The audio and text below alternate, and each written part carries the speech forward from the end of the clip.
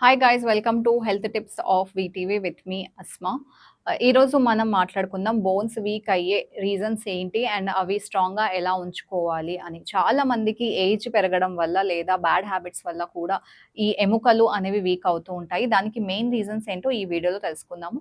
ముందుగా calcium and vitamin D తక్కువగా ఉండడం వల్ల కూడా ఈ ప్రాబ్లం వస్తుంది. సన్లైట్లో టైం స్పెండ్ చేయకపోవడం వల్ల అండ్ ఫిజికల్ యాక్టివిటీ లేకపోవడం వల్ల, ఆల్సో స్మోకింగ్ చేసే వాళ్ళు ఉంటారు, ఆల్కహాల్ తాగే వాళ్ళు ఉంటారు. అవి కూడా one of the reasons. Thyroid are kidney problems ఉన్న వాళ్ళకు కూడా బోన్ స్ట్రెంత్ అనేది చాలా తక్కువగా ఉంటుంది. వీటిని మనం స్ట్రాంగ్గా ఎలా ఉంచుకోవాలో కొన్ని టిప్స్ తెలుసుకుందాము. సో ముందుగా మనం ప్రతిరోజు కూడా సన్లైట్లో ఉండేటట్టు ప్లాన్ చేసుకోండి.